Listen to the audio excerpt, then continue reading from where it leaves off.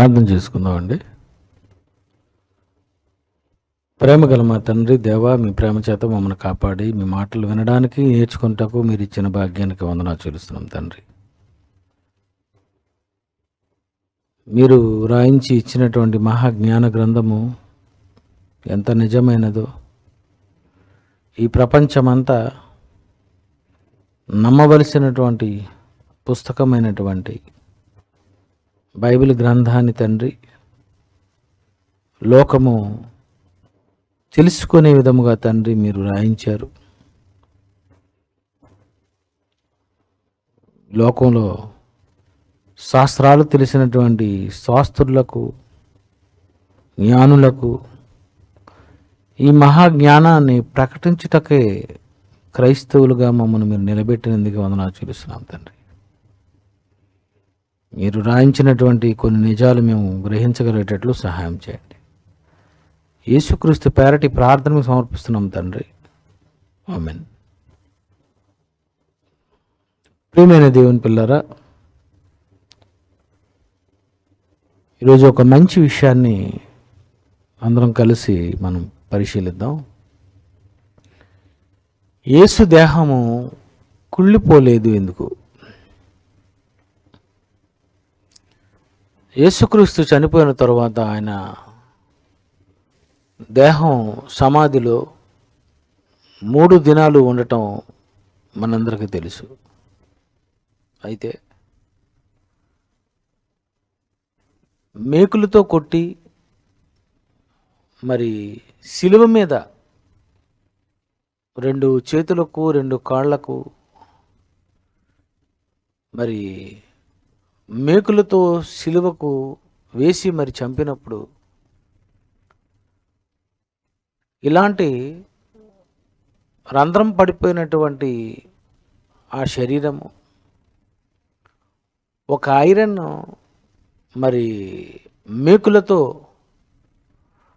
మరి 2 చేతులకి 2 కాళ్లకు మరి గాయాలైపోయినప్పుడు సమాధిలో పెట్టినటువంటి అదే దేహము 3 రోజులలో అది ఖచ్చితంగా కుళ్ళిపోవాలి. 1 రోజులో కూడా కుళ్ళిపోవచ్చు. కానీ యేసు దేహము 3 రోజులైనా ఎందుకు కుళ్ళు పట్టలేదు?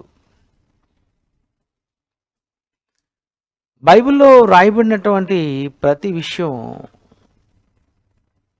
వాస్తవం. శాస్త్రపరమైనటువంటి పుస్తకం ఇది. బైబిల్ అంటే ప్రపంచంలో ముద్రింపబడిన పుస్తకాలలో మొదటిది. అది ముందు తెలుసుకోవాలి ఎవరైనా. బైబిల్ అనేది శాస్త్రపరమైన పుస్తకము, శాస్త్రాతీత గ్రంథము, సకల శాస్త్రాల్ని అధిగమించిన పుస్తకము, పరిపూర్ణులైన వారికి కూడా మహాజ్ఞానాన్ని బోధింపగల సర్వజ్ఞానమున్న సర్వసత్యము కలిగినటువంటి వాస్తవాలు ఆధారాలతో కూడినటువంటి పుస్తకమే బైబిల్. బైబిల్లో ఉన్నటువంటి ప్రతి విషయం మనం ఆలోచిస్తే శాస్త్రాతీతమైనటువంటి సంగతులతో ఒకవేళ శాస్త్రం ప్రశ్నించినా శాస్త్ర ప్రకారంగా కూడా నిరూపించగలిగే యథార్థ వాస్తవాల సంఘటనలతో బైబిల్లో ఉన్నటువంటి ప్రతి ఒక్క మాట పరిశీలిస్తే ఖచ్చితంగా బైబిలు శాస్త్రపరమైనటువంటి పుస్తకము, శాస్త్రాతీత గ్రంథముగా మనం బైబిల్ని చెప్పచ్చు. హిస్టరీ కావాలా? బైబిల్లో ఉంది. సైన్స్ కావాలా? బైబిల్లో ఉంది. నీకే శాస్త్రం కావాలి? ఇవన్నీ బైబిల్లో ఉన్నాయి. శాస్త్రానికి తెలిసినది కొంత అయితే బైబిల్ తెలిసింది అంత. శాస్త్రం చెప్పకముందే బైబిలు అన్ని సంగతులు చెప్పింది. మళ్ళీ చెప్తాను, శాస్త్రం చెప్పకముందు, శాస్త్రం తెలుసుకొనకముందు, ఈ శాస్త్రం చెప్పకముందే బైబిలు ఎన్నో విషయాలు శాస్త్రపరమైనటువంటి సంగతులతోనే బైబిల్ ప్రారంభించబడింది. అందుకే బైబిల్లో ప్రారంభ పుస్తకము పేరే ఆది కాండము. ఆది, మానవుల ఆది, జంతువులకు ఆది, వృక్షములకు ఆది, ఆకాశమునకు ఆది, సృష్టిలో ప్రతి వస్తువు యొక్క ఆది చెప్పగలదు. ఈ ప్రకృతిలో దేని ఆదైనా చెప్పగలడు. ఈ ప్రకృతిలో ఏ విషయం గురించి నువ్వు తెలుసుకోవాలనుకున్నా ఆది, దాని ఆది చెప్పగలదు, ప్రారంభం తెలుపగలదు. బైబిల్లో రాయబడినటువంటి ప్రారంభ పుస్తకంలో ఆదికాండంలో ఈ జీవం ఎలా ఈ భూమి మీద ఆవిర్భవించింది, ఈ సృష్టి ఎలా పుట్టింది, బిగ్ బ్యాంగ్ ఒక్క మాట చెప్పింది సైన్స్. బిగ్ బ్యాంగ్, పెద్ద ప్రేలుడు. అంటే ఒకేసారి పెద్ద ప్రేలుడు సంభవించి ఆ ప్రేలుడులో నుండే సూర్య, చంద్ర, నక్షత్రాలు, భూమి, నీరు, గాలి, పంచభూతాలు, జంతువులు ఒక శబ్దములో నుండే అన్నీ పుట్టుకొచ్చాయా? తప్పు. సృష్టిలో ఏం జరిగింది అని శాస్త్రాన్ని అడిగితే విశ్వంలో పెద్ద ప్రేలుడు సంభవించింది, బిగ్ బ్యాంగ్. ఆ ఒక శబ్దము వలన ఈ ప్రకృతి పుట్టి దానికదే విస్తరిస్తూ దానికదే విభజింపబడుతూ వేటికవే వచ్చినట్లుగా చెబుతున్నారు. ఇది తప్పు. శబ్దము వలన పుట్టింది అన్నది 1% మీరు చెప్పింది నిజం. కానీ సృష్టిలో ఉన్న ప్రతి పదార్థము శబ్దము ఎన్నో శబ్దముల వలన పుట్టింది అనే సంగతి బైబిలే చెప్పింది. మీరు ఒకే శబ్దంతో పుట్టింది అన్నారు. అంటే మీరు చెప్పినటువంటి మీ సిద్ధాంతం ఒకే శబ్దము వలన సృష్టి పుట్టింది అంటే ముందు ఏదో ఒక జీవి ఉందని, ఆ జీవి నుండి ఒక జీవి వచ్చింది, ఆ జీవి నుండి మరొక జీవి వచ్చింది, ఆ జీవి నుండి ఒక జీవి వచ్చింది, ఆ జీవి నుండి ఒక జీవి వచ్చింది. అంటే కుక్కలో నుండి మరి మేకలు వచ్చాయి, మేకల్లో నుండి పందులు వచ్చాయి, పందుల్లో నుండి ఆవులు వచ్చాయి, ఆవుల్లో నుండి గేదెలు వచ్చాయి, గేదెల్లో నుండి సింహాలు వచ్చాయి, పులులు వచ్చాయి. అంటే ఒకే జాతిలో నుండి అన్ని జాతులు వచ్చాయి, మార్పు చెందుతూ వచ్చింది పరిణామ సిద్ధాంతం.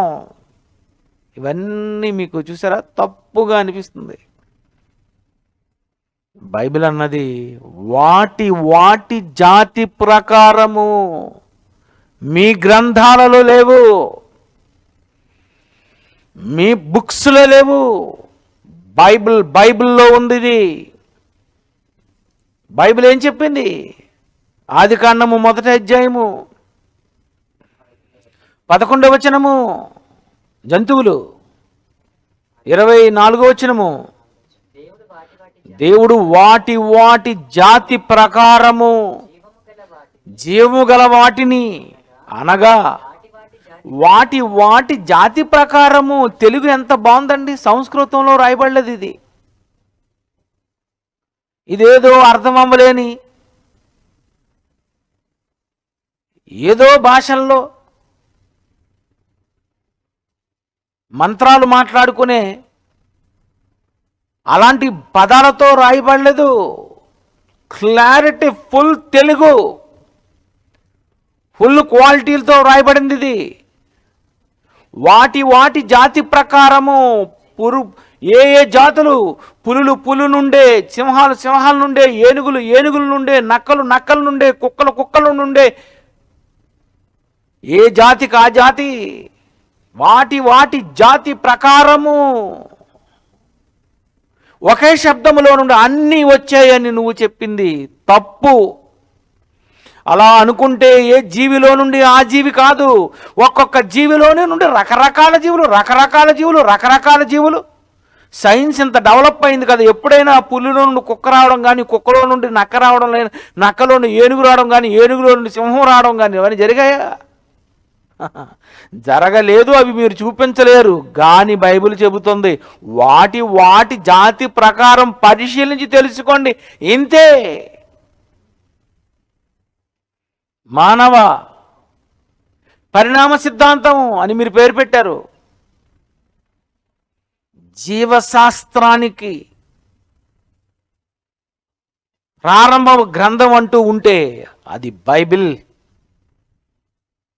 యేసు పేరే జీవాధిపతి. ఆయనే చెప్పాడు.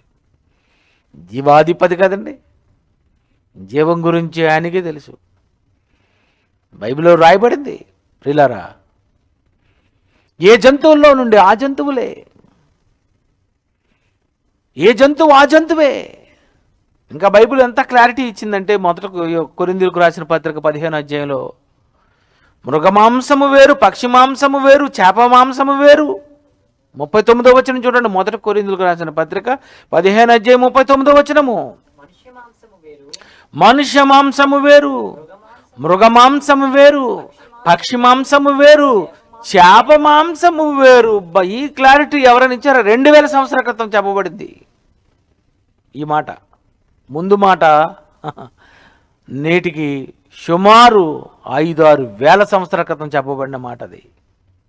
ఇది 2000 సంవత్సరాల క్రితం శాస్త్రం తెలుసుకొనక మునుపు చెప్పబడినటువంటి పదాలు ఇవి. ఇది ఇప్పుడు రాసుకున్న పుస్తకం కాదు, అందరికీ తెలిసి ఇది ప్రారంభ పుస్తకం అనే సంగతి. మేము రాసుకున్నది కాదు, దేవుడు రాసింది ప్రారంభ పుస్తకం ఇది. ఏమని రాయబడిందండి? మనుష్య మాంసము వేరు, మృగ మాంసము వేరు, పక్షి మాంసము వేరు, చేప మాంసము వేరు. క్లారిటీ. కోతి మానవుడు, జంతువు మానవుడు, దాని మాంసము వేరు, మనిషి మాంసము వేరు. కోతి నుండి మానవుడు రాలేదు. ఎప్పుడో చెప్పేసిందండి బైబిల్ ఎప్పుడో చెప్పేసింది. ఇన్ని విషయాలు శాస్త్రపరమైనవి చెప్పినటువంటి ఈ బైబిల్ యేసు దేహము సమాధిలో పెట్టినప్పుడు 3 దినాలలో అతని దేహము ఎందుకు కుళ్ళిపోలేదు? దీని గురించి బైబిల్లో వ్రాయబడినటువంటి ఒక మంచి మాట ఉంది. అపొస్తలుల కార్యములు 2వ అధ్యాయము 27వ వచనం చూడండి ఒకసారి. అపొస్తలుల కార్యములు 2వ అధ్యాయం 27వ వచనము. నీ పరిశుద్ధుని కుళ్ళు పట్టనియవు. ఎన్నో సంవత్సరాల క్రితం రాయబడినటువంటి మాట. యేసు మరణించక ముందే యేసు కొరకు రాయబడినటువంటి గ్రంథములో ఈ మాటలు ఉన్నాయి. నీ పరిశుద్ధుని కుళ్ళు పట్టనియవు. మేకులు వేసిన అతని శరీరము గాయాలతో ఉన్న 3 రోజులలో ఈ శరీరము, ఈ దేహము, యేసు దేహము ఎందుకు కుళ్ళు పట్టలేదు? కుళ్ళు పట్టకుండా ఉండేటటువంటి టెక్నాలజీ ఉందా? కుళ్ళు పట్టకుండా ఉండే టెక్నాలజీని మొదటి శతాబ్దంలో ఉపయోగించారా, వాడారా అంటే బైబిల్ ఏం చెప్తుందో ఒకసారి బైబిల్ చూద్దాం. మత్తయి సువార్త 27వ అధ్యాయము 57వ వచనము. మత్తయి సువార్త 27వ అధ్యాయము 57వ వచనము. యేసు శిష్యుడుగా ఉన్న అరిమతయి యోసేపు అని ఒక ధనవంతుడు సాయంకాలమైనప్పుడు వచ్చాడట. పిలాతు వద్దకు వెళ్ళి యేసు దేహము ఆ శిలువ మీదది మరణించినది మాకు కావాలి అని ఆయన అడిగాడట. పిలాతు అతనికి దానిని అప్పగింపను ఆజ్ఞాపించను. యోసేపు ఆ దేహము తీసుకొని శుభ్రమైనటువంటి నారబట్టను చుట్టి తాను రాతిలో తొలిపించుకున్న ఇది ఒక మంచి పాయింట్ నోట్ చేసుకోవాలి. రాతిలో కొన్న అంటే ఒక పెద్ద రాతిని ఆయన తొలిపించుకున్నాడు. చనిపోతే నా శవాన్ని మీరు అందులో పెట్టాలి అని ఆయన ఒక రాతితో తొలిపించుకున్నటువంటి క్రొత్త సమాధి. అంతకుముందు శవాలు పెట్టి బ్యాక్టీరియా పట్టేసి పాడైపోయిన ఉన్నటువంటి అలాంటి సమాధి కాదది. న్యూ టూంబ్, క్రొత్త సమాధి. ఒక క్రొత్త సమాధిని అతను తొలిపించుకున్నాడట. అంటే ఒక రాయిని టోటల్గా ఆయన ఒక పెద్ద రంధ్రంగా చేయించి ఇలాంటి దానిలో నా దేహాన్ని పెట్టుకొని ఈ దేహం బయటికి కనిపించకుండా ఒక పెద్ద రాతిని అడ్డుగా పెట్టుకొని ఉండాలి అని చెక్కించుకున్నాడు ఆయన. రాతిని చెక్కుకున్నాడు ఆయన. ఒక విషయం చెప్పమంటారా? యేసు దేహము మనం ఈరోజు మట్టిలో ఒక 6 అడుగులు వరకు తవ్వినటువంటి అలాంటి మట్టి సమాధిలో పెట్టలేదు. అందులో పెడితే కుళ్ళిపోద్ది. యేసును ఏ సమాధిలో పెట్టారు అని ఆలోచిస్తే రాతి సమాధి, మట్టి సమాధి కాదు, రాయి. ఒక రాయిని తొలిపించుకొని ఆ రాతిలో యేసు ప్రభువుని అతని దేహాన్ని సమాధిలో ఉంచారట. ఉంచి సమాధి ద్వారమున ఒక పెద్ద రాతిని పొర్లించి వెళ్ళిపోయాను అని మత్తయ్య గారు రాశారు. మరి యోహాను గారు ఏమంటున్నారో ఒకసారి యోహాను సువార్త 19వ అధ్యాయము 36వ వచనం ఒకసారి మనం చూద్దామండి. యోహాను సువార్త 19వ అధ్యాయము 36వ వచనము. రెండో పాయింట్, అతని ఎముకలలో ఒకటైనను విరవబడదు. అంటే యేసు ప్రభు ఎముకలు విరగలేదు. విరిగాయి అనుకోండి మళ్ళీ కుళ్ళిపోవచ్చు. సరే, ఎన్ని రీజన్స్ ఉన్నాయో. నెంబర్ 1 రాతి సమాధిలో ఆయన పెట్టారు. నెంబర్ 2 ఆయన ఎముకలు విరగలేదు. అంటే మేకులు వేసినప్పుడు 2 ఎముకలు మధ్యలో నుండి మేకు వెళ్ళింది తప్ప ఒకటైనను ఎముక విరగలేదు. తర్వాత ఏం జరిగిందో చూడండి. అతని ఎముకలలో ఒకటైనను విరువబడలేదు అను లేఖనము నెరవేరునట్లు ఇవి జరిగను. తర్వాత 38, 39. అటు తరువాత 36 నాన్న, 36, 37, 38 కంటిన్యూ.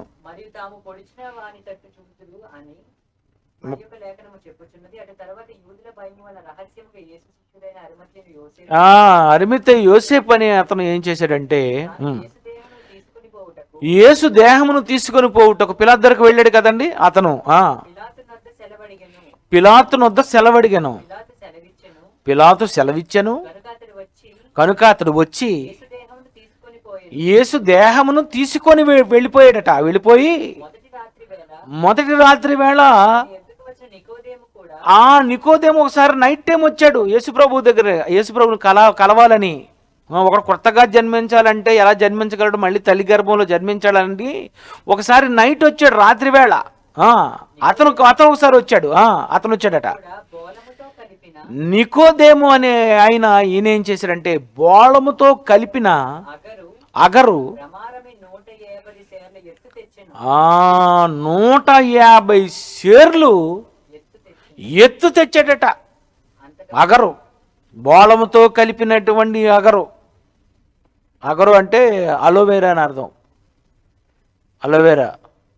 అలాగే బోళముతో కలిపిన అగరు. యేసుప్రభు వారు కూడా పుట్టినప్పుడు వాళ్ళు వచ్చారు కదా, బంగారము, సాంబ్రాణి, బోళము తెచ్చారు. అలాగే ఈయన మగరుతో కలిపినటువంటి బోళమును 150 సేర్లు ఎత్తు అంటే ఎంత మోసుకొచ్చాడో ఒకసారి ఆలోచించండి. 150 సేర్లు.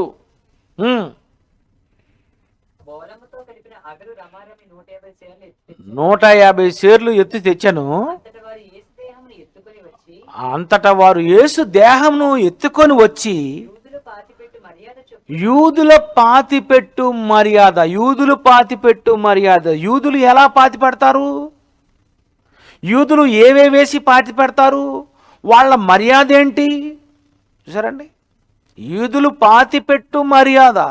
ఇది కరెక్ట్ అండి, 100% ఉపయోగించిన పదం ఇది. యూదులు పాతిపెట్టు మర్యాద. యూదులు ఎందుకు పాతి పెడతారో తెలుసా? మర్యాదగా. మర్యాద, శవాన్ని పాతి పెట్టడం మర్యాద అంటే అవును. ఆయన తిరిగి లేస్తాడు అన్నప్పుడు ఆయన ఎలా పడుకోబెట్టాలి? లేస్తాడు అని తెలిసినప్పుడు ఆయన ఏ విధంగా ఆయనను సిద్ధం చేయాలి? చనిపోయేటప్పుడు శవాన్ని ఏ విధంగా సిద్ధం చేయాలో అన్నది ఈ 2000 సంవత్సరాల మనకు తెలియని ఒక పచ్చి నిజం. కొన్ని సంవత్సరాల వెనక్కి వెళ్ళిపోతే యూదుల మర్యాద, యూదుల దేవుడు, ఇశ్రాయేలీల దేవుడు, ఈ యావత్తు ప్రపంచాన్ని కలిగించినటువంటి దేవుడు ఏమన్నాడంటే, చావే ముగింపు కాదు, చనిపోయిన తరువాత మీ సమాధులను నేను తెరిచెదను, మిమ్మల్ని తిరిగి లేపుతాను అని దేవుడు చెప్పాడు. గనుక మరణము ముగింపు కాదు, మరణించిన తర్వాత మరొక జీవితం ఉంది. గనుక ఈ శవాన్ని ఇష్టం వచ్చినట్టుగా మీరేదో ఇసిరి పడేయకుండా తగిన రీతిని సమాధి చేయండి. మర్యాద, యూదుల మర్యాద చెప్పున సమాధి చేయండి అని అన్నాడు. ఎలా చేశారు యాకోబు సమాధి? ఆదికాండము 50వ అధ్యాయము 2వ వచనము. యోసేపు సుగంధ ద్రవ్యములతో తన తండ్రి శవమును, యోసేపు అట తన తండ్రి శవమును సుగంధ ద్రవ్యములతో సిద్ధపరచాలి. అంటే యూదుల ఆచారంలో, యూదుల మర్యాద ఏంటంటే సుగంధ ద్రవ్యములన్నీ పోయాలి. మంచి మంచి సెంట్స్, మంచి ఇవన్నీ కూడా. ఎందుకంటే ఈ బాడీ పాడైపోకుండా, తొందరగా కుళ్ళు పట్టకుండా, తొందరగా అది మరి చెడిపోకుండా ఆ బాడీని చాలా నీట్గా, అది బాడీ ఉన్నట్టుగానే అలాగే ఎన్ని సంవత్సరాలైనా సరే ఉండేటట్లుగా. మీ అందరికీ తెలుసు ఈజిప్ట్ పిరమిడ్స్, ఐగుప్తు ఫరోస్, వాళ్ళ పిరమిడ్స్లో మనం ఆలోచిస్తే వాళ్ళ దేహాలను ఎందుకు అంత ఖరీదైనటువంటి సెంట్స్తో, మంచి మరి సుగంధ ద్రవ్యములతో, విలువైనటువంటి సుగంధ ద్రవ్యాలతో మరి ఎందుకండి వాళ్ళు సమాధులు చేయించుకున్నారు చెప్పండి? వాళ్ళు తిరిగి లేస్తారనే వాళ్ళకు ఒక నమ్మకం ఉంది. వాళ్ళు కట్టించినటువంటి పిరమిడ్స్, సమాధులు ఎంత పెద్ద సమాధి అండి, ఎంత పెద్ద పిరమిడ్ అండి. నెట్లో కూడా మీరు చూడొచ్చు. ఐగుప్తీయులు కట్టించినటువంటి పిరమిడ్స్ 7 వండర్స్లో ఇదొక వండర్, సమాధి వండర్. ఎస్, సమాధి చేసేటప్పుడు కూడా చాలా జాగ్రత్తగా చేయాలి. ఎందుకంటే వాళ్ళు తిరిగి లేస్తారు గనక మర్యాద ఇవ్వండి శవాలకు.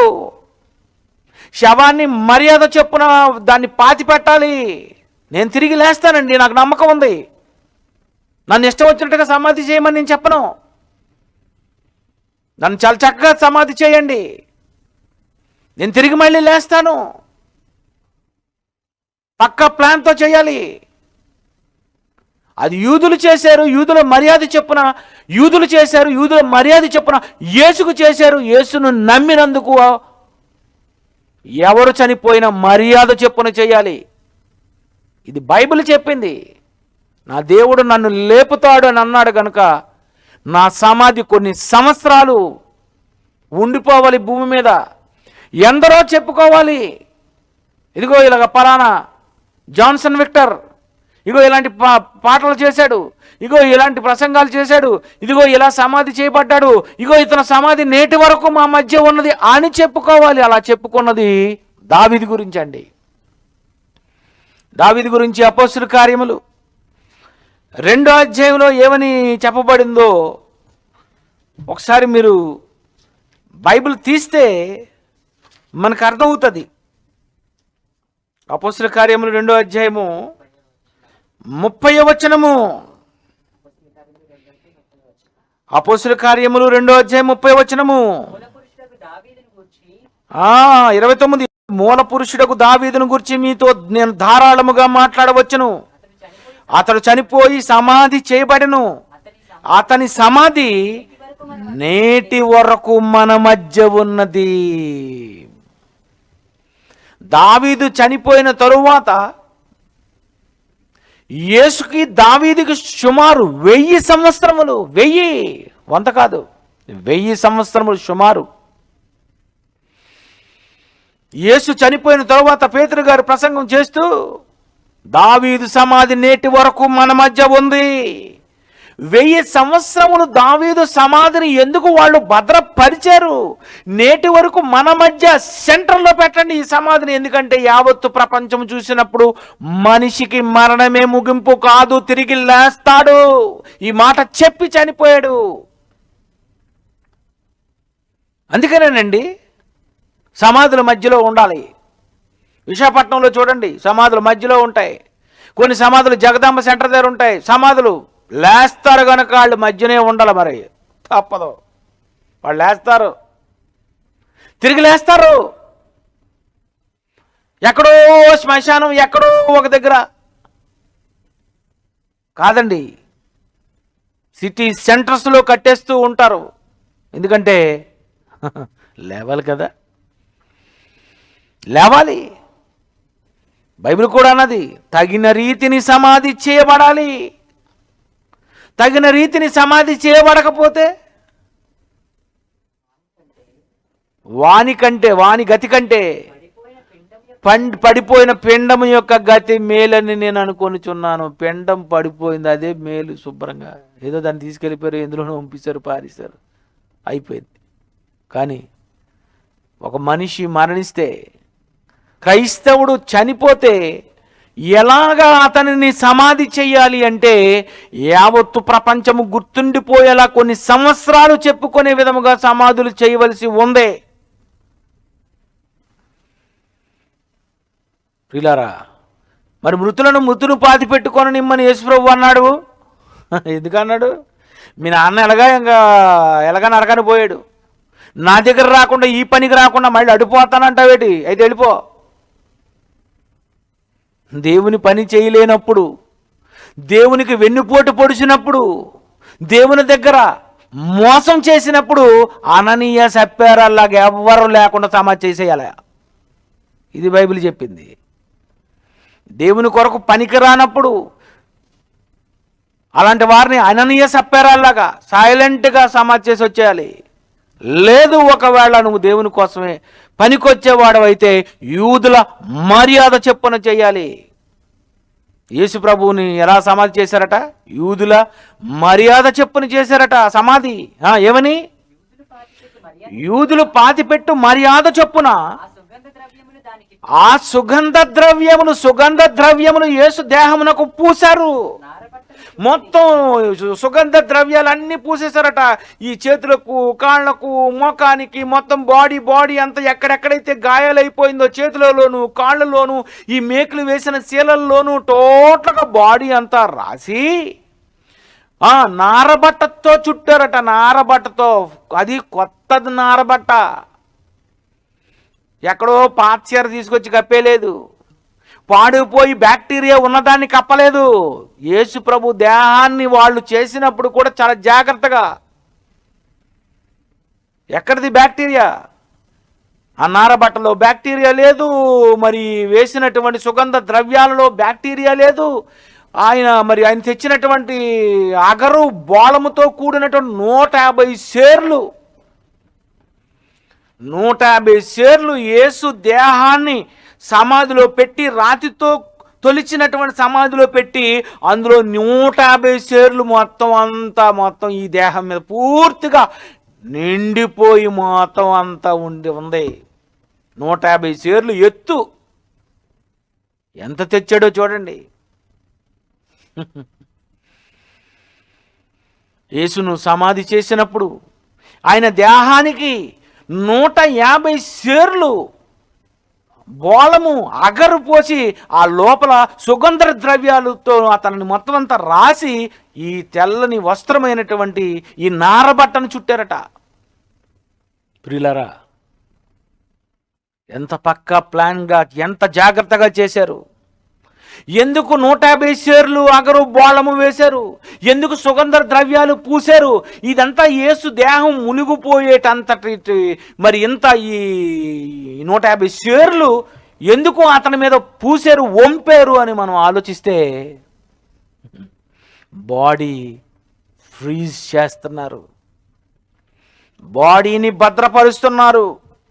కుళ్ళు పోకుండా, కుళ్ళు పట్టకుండా దానికి కావలసిన వాటిని సిద్ధం చేశారు. కాదంటారా? మీ దగ్గర ఈరోజు టెక్నాలజీ ఉందా? కాదు. యూదుల దగ్గర ఉంది టెక్నాలజీ, ఇశ్రాయేలీల దగ్గర ఉంది టెక్నాలజీ. ఒక మనిషి చనిపోయినప్పుడు సుగంధ ద్రవ్యాలన్నిటినీ పూసి మన వాళ్ళు ఏం చేస్తారు? అంతా అయిపోయిన తర్వాత పెట్టుకు సెంటు కొట్టేస్తారు, పూలేసేసి మనిషి పైన ఉన్నటువంటి బట్టలకు ఒకసారి కుస్ కొట్టేస్తారు. ఎందుకంటే వాసన వస్తుందని. యాక్చువల్లీ బాడీకి పూయాల, బాడీకి పూయరు. అంతా తయారైపోయిన తర్వాత దానికి మనం సెంటు కొట్టేస్తాం, ఎందుకంటే స్మెల్ వచ్చేస్తుందని. మనంతా రివర్స్ వాళ్ళదే. చూసారు ఎంత చక్కగా సమాధి చేశారు వాళ్ళు. వాళ్ళు ఎంత చక్కగా పూశారు. వాళ్ళు ఎన్ని షేర్లు చేశారంటే 150 షేర్ల ఎత్తు అగరు బోళంతో కలిపినది మొత్తం యేసుప్రభు దేహం నిండా నింపేశారు. రాతి సమాధి అంటే ఒక రాతి సమాధిలో ఎంత పోసినది వెంటనే ఇంకిపోద్దా? వెంటనే అంతంత చెదిరిపోద్దా? రాతితో తొలిచినది మట్టి సమాధి కాదు ఆయన పెట్టింది. యేసును ఖచ్చితంగా వాళ్ళు సమాధి చేశారు. ఆయన దేహము బైబిల్లో చెప్పినట్టుగా అసలు కుళ్ళు పట్టనీయవు అని దేవుడు అన్నాడు.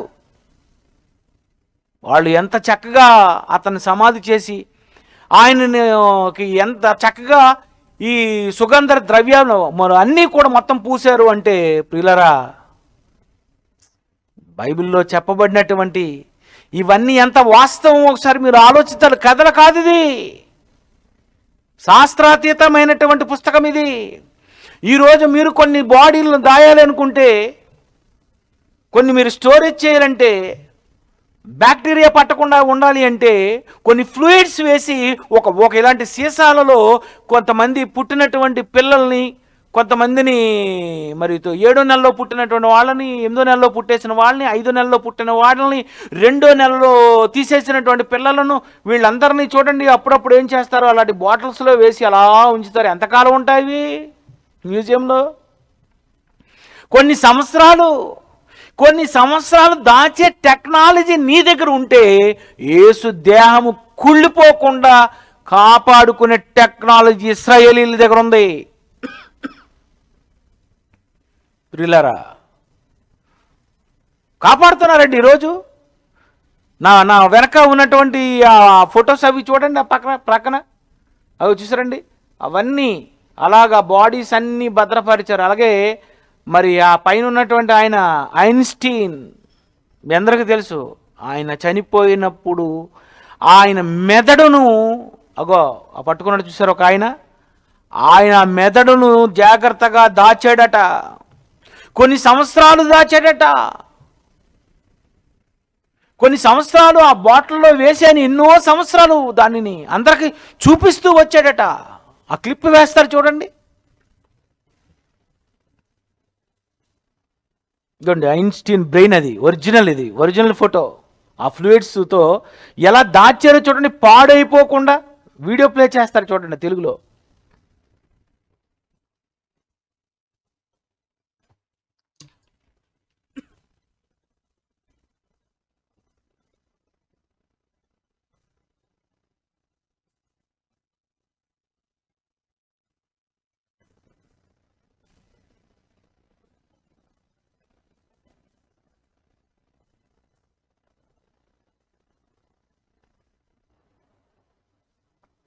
ఐన్స్టీన్ ప్రతిపాదించిన సిద్ధాంతాలను పార్ట్ 1లో మీకు ఎక్స్ప్లెయిన్ చేశాం కదా. అపర మేధావి అయిన ఐన్స్టీన్ ఎలా చనిపోయారు, మరణం తర్వాత ఐన్స్టీన్ బ్రెయిన్ ఎందుకు దొంగిలించారు, దానిని ఏం చేశారు, ఆ బ్రెయిన్ ఇప్పటికీ ఉందా, ఉంటే ఎక్కడ ఉంది, ఈ విషయాలన్నీ ఈ వీడియోలో చూద్దాం. ఎంతో క్లిష్టమైన ఐన్స్టీన్ ప్రతిపాదించిన సిద్ధాంతాలు ప్రపంచాన్నే సంభ్రమాశ్చర్యాల్లో ముంచెత్తాయి. అంతవరకు ఉన్న భావాలను అవి తల్లక్రిందులు చేశాయి. శక్తి రంగంలోనే కీలక అంశమైన mass energy equivalence formula E=mc² ను కనిపెట్టారు. Quantum theory of revolution, relativity, photo electric ఎఫెక్ట్ల, అణుబాంబు వంటి ఎన్నో ఆవిష్కరణలు చేశారు. సూర్యుడు తనలో ఉన్న పదార్థాన్ని శక్తిగా రూపొందించుకుంటున్నాడు కాబట్టే ఇన్ని సంవత్సరాలు దేదీప్యమానంగా వెలుగొందుతున్నాడని ఐన్స్టీన్ సిద్ధాంతం రూపొందించింది. ల్యాబొరేటరీ రీసెర్చ్ ద్వారా కూడా ఐన్స్టీన్ సిద్ధాంతమే నిజమని సైంటిస్టులు కనుగొన్నారు. అంత గొప్ప మహాశాస్త్రజ్ఞుడు పేటెంట్ ఆఫీసులో సాధారణ ఆఫీసర్గా ఉండడం ఏంటని సిగ్గుపడి ఐన్స్టీన్ ను జ్యూరిచ్ యూనివర్సిటీ ప్రొఫెసర్గా నియమించారు. ప్రొఫెసర్ హోదా పెద్దదే కానీ జీతం మాత్రం పెరగలేదు. యూనివర్సిటీలో తన జీవన పరిస్థితిని గురించి ఐన్స్టీన్ చలోక్తిగా, నా సాపేక్ష సిద్ధాంతం ద్వారా రోదసిలో ప్రతి చోట ఒక గడియారాన్ని నెలకొల్పగలిగాను, కానీ నా గదిలో ఒక్క గడియారం కూడా కొనిపెట్టుకోలేకపోయాను అన్నాడు. 1911లో ప్రేగ్లో జర్మనీ యూనివర్సిటీకి ప్రొఫెసర్గా వెళ్లారు. కానీ అక్కడ జర్మన్లకు సర్జరీ చెయ్యలేదు. మరణం తర్వాత తన శరీరాన్ని పూర్తిగా దహనం చేయాలని, తన భౌతిక కాయంపై ఎలాంటి పరిశోధనలు చేయకూడదని కోరారు. అయితే ఆయన అనుకున్నది మాత్రం జరగలేదు. ఐన్స్టీన్ మరణం తర్వాత మృతదేహానికి పోస్టుమార్టం నిర్వహించిన డాక్టర్ థామస్ హర్వే ఆయన మెదడును దొంగిలించాడు. ఐన్స్టీన్ కుటుంబీకుల అనుమతి లేకుండానే హర్వే ఈ చర్యకు పాల్పడ్డాడు. ఐన్స్టీన్ మెదడును దొంగిలించిన హర్వే దాని బరువును 1230 గ్రాములు ఉన్నట్లు పేర్కొన్నాడు. ఆ మెదడును మొత్తం 240 ముక్కలు చేశాడు. వాటిని రసాయనాలతో కూడిన జాడీలో పెట్టి తన పరిశోధనశాలలోని బేస్మెంట్లో జాగ్రత్త పరిచాడు. ఈ చర్య వల్ల హర్వే ఉద్యోగాన్ని కోల్పోయాడు. అయితే ఐన్స్టీన్ మెదడుపై అధ్యయనం చేయడానికి హర్వే ఈ చర్యకు పాల్పడినట్లు తెలిసింది. వాటితో హర్వే ప్రపంచమంతా పర్యటించాడు. 40 ఏళ్ల తర్వాత ఆ మొక్కలను శాస్త్రవేత్తలకు అప్పగించాడు. అప్పటి వరకు ఎవరికీ ఈ విషయం తెలియకపోవడం గమనార్హం. ప్రస్తుతం ఆ మెదడు భాగాలు ఫిలడెల్ఫియాలోని మట్టరి మ్యూజియంలో ఉన్నాయి. ఐన్స్టీన్ మెదడుపై పరిశోధనలు చాలా ఏళ్లు రహస్యంగానే సాగాయి. అతని మేధస్సుకు వెనుక కారణాన్ని తెలుసుకునేందుకు ఎంతో మంది ఆతృతగా ఎదురు చూశారు. చివరికి ఐన్స్టీన్ బ్రెయిన్ని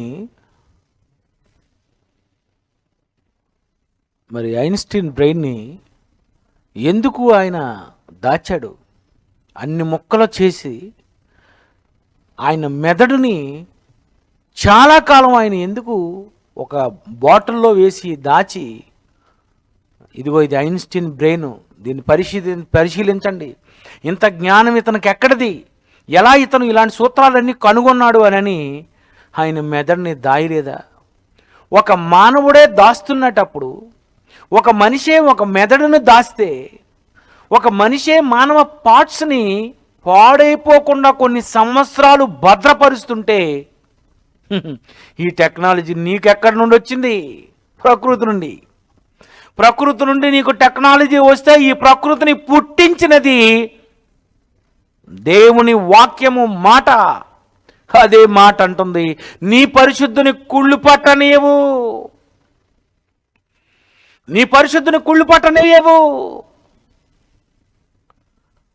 యేసు దేహం కుళ్ళిపోలేదు. యేసును సమాధి చేయడానికి వాళ్ళు ఉపయోగించినటువంటి ఆ సుగంధ ద్రవ్యాలను మనం ఆలోచిస్తే, యేసుకు కాళ్లకు చేతులకు ఒక ఇనప మేకులు కొట్టిన కుళ్ళిపోలేదు అంటే ఏంటండి ఆ టెక్నాలజీ? ప్రకృతిలో ఉంది ఆ టెక్నాలజీ, పదార్థంలో ఉందా టెక్నాలజీ, ఈ పదార్థాన్ని సృష్టించిన దేవుని మాటలో ఉన్నది ఆ టెక్నాలజీ. ఎవడు కాదనగలడు చెప్పండి? ఇది కట్టు కదా, కల్పితమా? కాదు. యేసు ఖచ్చితముగా ఆయన సమాధిలో పెట్టారు. 3 దినములు ఉన్నాడు, కుళ్ళిపోలేదు. 3వ దినమున తిరిగి సమాధిలో నుండి ఆయన లేచాడు అని ఈ ప్రపంచంలో సాక్ష్యాధారాలతో కూడినటువంటి ఒక యెరూషలేము ప్రాంతానికి కానీ మీరు వెళ్ళిపోతే ఆయన సమాధి నేటి వరకు ఉంది. ఈ ప్రపంచంలో ఎవడు చనిపోయినా సరే ఆ సమాధి ఎలా ఉంటుంది చెప్పండి? ఏదో మట్టిలో కప్పెట్టేస్తారు, ఏదో మట్టిలో ఒక రాయి వేసేస్తారు. చూడ్డానికి వెళితే అక్కడ రాయి వేసి ఉంటుంది ప్రపంచంలో ఎవరి సమాధి అయినా. కానీ యేసు సమాధి దగ్గరికి వెళ్ళండి, రాయి తీసుంటుంది. అది యేసు సమాధికి ఈ ప్రపంచంలో ఇతర మనుషుల సమాధులకు తేడా అదే. ప్రపంచంలో ఏ సమాధి దగ్గరికి వెళ్ళండి, పూర్తి చేసి ఉంటుంది. యేసు సమాధి రాయి తీసే ఉంది. ఫోటో చూపిస్తాడు చూడండి.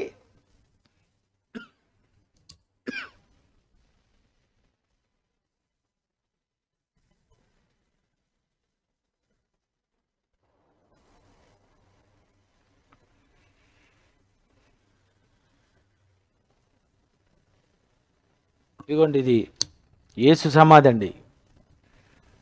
ఒరిజినల్ యేసుక్రీస్తు సమాధి ఇజ్రాయెల్ దేశంలో నేటి వరకు ఉంది. వెళ్ళి చూడండి. అదిగోండి ఆయన దేహాన్ని ఆయన సమాధి ముందు పెట్టినటువంటి రాయి చూసారా? ఆ సమాధికి ఎదురుగుండా తీసుకొచ్చి పెట్టారు. అలాగే కొంచెం పక్క ఇంకా చూపించు. అగోండి యేసు ప్రభు శవాన్ని ఆ తోటలో నుండి తీసుకొని వచ్చారనమాట. ఇలా ఇందులో తీసుకొచ్చారు. ఆ తోట వెనుక ఉన్నదే ఒక పెద్ద మరి సిలువ వేయబడినటువంటి స్థలం అన్నమాట. ఆ సిలువ వేయబడిన స్థలానికి, తోటకి, సమాధికి చాలా దగ్గర. అందుకే ఈ యోహాను సువార్త చదువుతూ ఉంటారు, అది అలా చూపించండి. యోహాను సువార్త 19వ అధ్యాయము 41వ వచనం చూడండి. అదిగోండి అలా తీసుకొచ్చారు యేసుప్రభు దేహాన్ని ఈ సమాధిలో పెట్టడానికా. ఆయన సిలువ వేసిన స్థలములో ఒక తోట ఉండెను. ఆ తోటలో ఎవడును ఎప్పుడు ఉంచబడని క్రొత్త సమాధి చూడండి, రాతితో చేయబడిన ఒరిజినల్ సమాధి, సాక్ష్యాధారాలతో కూడినటువంటి యేసు దేహము ఎక్కడ ఉందో, ఇప్పుడు అక్కడ ఉందో లేదో, అది ఆయన లేచాడో లేవలేదో సాక్ష్యాధారాలతో ఉన్నది. ప్రపంచంలో ఏ సమాధినైనా చూసొస్తారు, కానీ యేసు సమాధి లోపలకు కూడా వెళ్ళొచ్చు. ఆవిడ వెళ్తుంది చూసారా? ఏ సమాధుల్లోకైనా మనం వెళ్తామా? సమాధుల్లోకి ఇంకేం వెళ్తాం? లోన కుళ్ళిపోయి ఉంటుంది కానీ అసలు సమాధి దగ్గరికే వెళ్ళాం, శ్మశానానికే వెళ్ళాం, గేటు బయటే కారులోనే ఉండిపోతాం అవసరమైతే భయానికి. కానీ ఇక్కడ యేసు సమాధి మనం చూస్తేనండి, అక్కడ ద్వారం ఏమీ లేదు, అంతా తీసేశారు. తీసేసి డైరెక్ట్గా లోనకి వెళ్ళొచ్చు, ఎందుకంటే యేసు దేహము అందులో లేదు. అందుకే వాళ్ళు ఏమని పేర్లు పెట్టారో, ఏమని రాశారో అక్కడ ఒక జేపీజీ వేస్తాడు చూడండి, జీసస్ రైజన్ అని ఉంటుంది. ఫోటోస్ డైరెక్ట్గా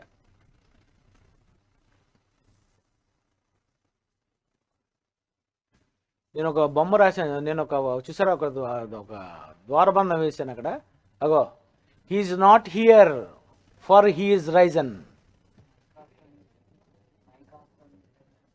మైక్లోనే చెప్తున్నాను, he's not here for he's reason. ఆయన ఇక్కడ లేడు, ఆయన లేచి ఉన్నాడు. ఇంకా అలాంటి ఫొటోస్ ఉంటాయి. ఇదిగోండి ఇక్కడే ఆయన పెట్టారు ఇందులో ఆ రాజుతో తొలిచినటువంటి సమాధి చూపిస్తున్నారు చూడండి. అలాగా 360 డిగ్రీస్లో అలా చూపిస్తున్నాను. స్పీడ్ తిప్పు, చూసారా? ఇగోండి ఇక్కడ ఆయన్ని సమాధి చేసి ఆ అగరు 150 షేర్లు ఎత్తు అందులో పోసేసి ఇంకా అలా చూపించి అలా తిప్పినాయన. ఆ ద్వారబంధం కూడా కనిపిస్తుంది కొంచెం పైకి. అక్కడ చూసారండి, ఇటువైపు అగోండి ఆ సమాధి ముందు చూసారు. ఆ సమాధి ఎంట్రన్స్ చూసారు, అక్కడ కర్సర్తో చూపిస్తున్నాడు. అందులో నుండి తీసుకొని వచ్చారనమాట. ఇది లోపల భాగము. ఇందాక మీరు చూసింది ఫ్రంట్ పార్ట్ అనమాట. అది అగోండి, ఇది ఇలా ఒక్కొక్కరు లోనకు వెళతారనమాట. నిజంగా యేసుప్రభు ఎంత గ్రేటో ఒకసారి ఆలోచించండి. ప్రతి ఒక్కరూ సమాధుల్లోనే ఉంటారు. కానీ యేసు సమాధిలో లేడు. ప్రతి ఒక్కరూ సమాధి పైన రాయిని మాత్రమే చదువుతారు. ఎవరు చనిపోయారు, ఎంతకాలంగా చనిపోయాడు, అసలు ఇతని దేహం ఏమైపోయిందని. కానీ యేసు ప్రభు సమాధి దగ్గరికి వెళ్ళి చూడండి, ఏమనుంది? లూకా సువార్త 24వ అధ్యాయము 5-6 వచనములు చూడండి ఏమనుందో. వారు భయపడి ముఖములను నేలమోపి ఉండగా వీరు సజీవుడైన వానిని మీరెందుకు మృతులలో వెతుకుతున్నారు? ఆయన ఇక్కడ లేడు. ఇందాక అదే చదివారు. He's not here, for he's reason. ఏముందండి? ఆయన ఇక్కడ లేడు. ప్రపంచంలో ఏ సమాధి మీదైనా ఇది రాస్తారా చెప్పండి? ఏ సమాధి మీదైనా ఉందంటారా? యేసు సమాధి మీదే ఉంది. ఆయన లేడు. డౌటా? లోనకు చూసుకో. బా, ఎవరండి ఈ భూప్రపంచంలో చనిపోయి తిరిగి లేచింది? ఎవరి సమాధిలో శవం లేదు చెప్పండి? ఎవరు సమాధి చూడడానికి వెళ్ళే అవకాశాలు ఉన్నాయి చెప్పండి? యేసేనండి. యేసు చనిపోయారు, తిరిగి లేచాడు. ఆయన దేహాన్ని ఆ సమాధిలో పెట్టారు. కానీ 3వ దినమున ఆయన లేచాడు. ఆయన శరీరము కుళ్ళిపోలేదు. ఎంత సాక్ష్యం అండి! ఎవరికుందండి ఇంత సాక్ష్యం? ఎవరికుందండి? బైబిల్లో చెప్పబడిన మాటకు, ఇగో యెరూషలేములో జరుగుతున్నటువంటి ఆ వాస్తవాలకు, బైబిల్లో చెప్పబడినటువంటి మాటకు, చరిత్రలో నిలబడిన మరి ఉన్నటువంటి ఆధారాలకు ఒకసారి మీరు ఆలోచించండి. ఎంత correct Bible is true. Bible నిజమైన దైవ గ్రంథము. బైబిల్లో చెప్పబడిన వాస్తవాలు శాస్త్రాతీత గ్రంథము. ప్రియులారా, యేసు చనిపోయి తిరిగి లేచాడు ఆయన. అందుకే ఆయన సమాధిలో లేడు. ఆయన ఇక్కడ లేడు. ఆయన ఇక్కడ లేడు, లేచి ఉన్నాడు. ఇప్పుడు పరలోకములో తండ్రి కుడిపార్శ్వమున కూర్చుండి ఉన్నాడు. ఇది address. Jesus Christ care of address అది. ఈరోజు నీ అడ్రస్, నీ అడ్రస్ ఏంటి? విశాఖపట్నం సమాధిలో ఉన్నావు, లేదా ఏదో ఊర్లో సమాధిలోనూ ఉంటావు. ఆ తర్వాత నీ ఆత్మ పరదేశంలో ఉంటుంది, లేదా పాతాళంలో ఎక్కడో వేదన పొందు స్థలంలో వేదన పడుతూ ఉంటుంది. యేసు దేహము ఎందుకు తిరిగి లేచింది? యేసు దేహము ఎందుకు కనబడలేదు? యేసు సమాధి ఇప్పటికీ ఎందుకు ఖాళీ సమాధిగా ఉంది? ప్రపంచంలో అన్ని సమాధులు మూసేసుంటే ఆయనదే తెరిచి ఉంచారు. ఎందుకంటే ఆయన ఇక్కడ లేడు. ఆయన లేడు. ఆయన దేహము కుళ్ళు పట్టలేదు. ఆయన సమాధి చాలా బాగా చేశారు. యూదుల మర్యాద చెప్పుని చేశారు. తిరిగి లేస్తాడు. ముందే చెప్పాడు, నేను 3వ దినమున తిరిగి లేస్తాను. చెప్పినట్టుగా ఆయన లేచాడు. లేదు, ఎవరో శిష్యులు ఎత్తుకెళ్ళిపోతారని వాళ్ళు అనుమానపడ్డారు. అయితే వెళ్ళి సీల్ వేయండి అని అన్నాడు. సీల్ వేసేయండి, ఎవరు ఆ రాయి పొర్లించకుండా చేయండి, మొత్తం సీల్స్ వేసేయండి అని అన్నారు. సీల్స్ వేయబడి ఉన్నటువంటి సమాధిని సీల్ తీయించడానికి దేవదూతను పంపించి వాటినన్నిటినీ, ఆ రాతిని దేవుడు తొలగించాడు. ప్రియమైన దేవుని పిల్లరా, యేసు కల్పితమా? యేసు జీవితం కల్పితమా? యేసు సమాధి కల్పితమా? యేసు తిరిగి లేవడం కల్పితమా? యేసును నమ్మితే నువ్వు కూడా ఒకరోజు బ్రతుకుతావు, మరణం తర్వాత మరొక జీవితం ఉందో అన్నది ఇది కల్పితం ఎలా అవుతుంది? ఇది వాస్తవాలతో కూడిన, ఆధారాలతో కూడినటువంటి బైబిల్ గ్రంథం. ఇది జీవ గ్రంథము. ప్రియమైన దేవుని పిల్లరా, ఆయన తిరిగి లేచాడు. ఆయన దేహము కుళ్ళిపోలేదు. 3 రోజులైనా అది కుళ్ళు పట్టలేదు. ఈరోజు నీకే ఆ టెక్నాలజీ ఉంటే దేవునికి లేదా? దేవుడికి అసాధ్యమైనది ఏది ఉంది? దేవుడు సృష్టించిన ఏదో ద్రావకాలతో, ఏవో ఫ్లూయిడ్స్తో, ఏవో రకమైనటువంటి అనేకమైనటువంటి కెమికల్స్తో ఈరోజు మనిషి ఏం చేస్తున్నాడు? మనిషే ఫ్రిడ్జ్ను కనిపెట్టుకొని ఫ్రిడ్జ్లోనే పెట్టేసుకుంటాడు. తాజాగా ఉండాలట. నువ్వే తాజాగా తినాలనుకుంటున్నావా? నువ్వే తాజాగా ఉంచాలనుకుంటున్నావా? మాంసం పెడతావు, చేపలు పెడతావు, కాయగూరలు పెడతావు, ఫ్రూట్స్ పెడతావు. ఎందుకు ఇవన్నీ తాజాగా ఉంచుతున్నావు? ఇది నువ్వు ఇప్పుడు ఉపయోగిస్తున్న టెక్నాలజీ. ఇప్పుడు 20వ శతాబ్దంలో నీకు తెలిసింది. మొదటి శతాబ్దంలో దేవుడు చెబుతున్నాడు, మానవ దేహాలను కాపాడే, దాచే, కుళ్ళు పట్టకుండా చేసే టెక్నాలజీ ఉంది అని. అది బైబిల్ ఎప్పుడో చెప్పింది, ఇప్పుడు నువ్వు నిరూపించగలుగుతున్నావు. అంటే శాస్త్రం కనుగొనక ముందు శాస్త్రాతీతంగా ఉంటుంది బైబిల్. ఎన్నో శాస్త్రపరమైన సంగతులు చెబుతుంది బైబిల్. మత గ్రంథము కాదు, మహాజ్ఞాన గ్రంథము, ఆధారాలతో కూడినటువంటి గ్రంథము. అలాంటి యేసు ఈ లోకానికి అడ్రస్ లేనివాడు కాదు.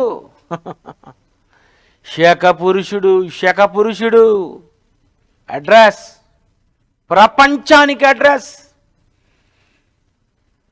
ఆయన సమాధి ఎక్కడ ఉంది? ఆయన ఎక్కడ పుట్టాడు? ఏం చేశాడు? 100% ఫుల్ డీటెయిల్స్తో, ఫుల్ అడ్రస్తో ఉంది. ఇలాంటి యేసుని ఈరోజు క్రైస్తవ్యం నమ్ముకుంది.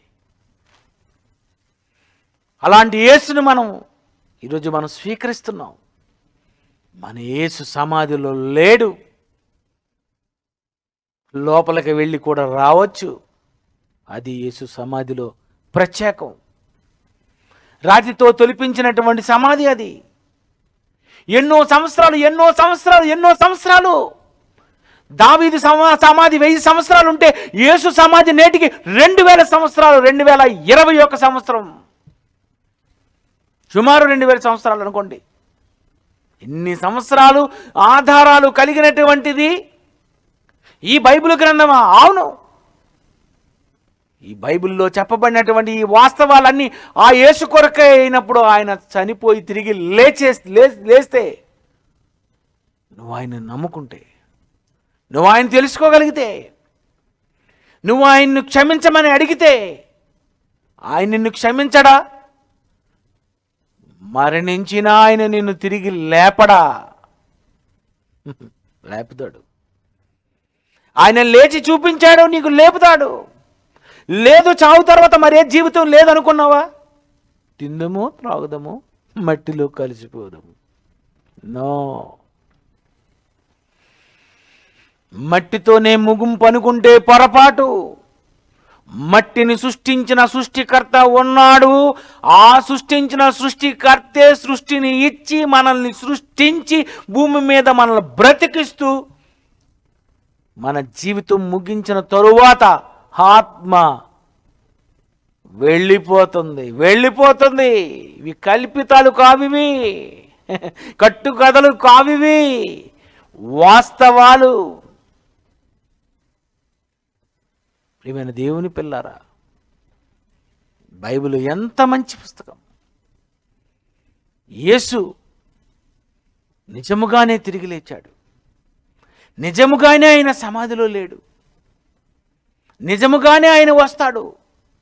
నిజముగా ఆయన తీసుకొని వెళతాడు. నిజముగానే నువ్వు చనిపోతావు. చావు తర్వాత ఒక జీవితం ఉంది.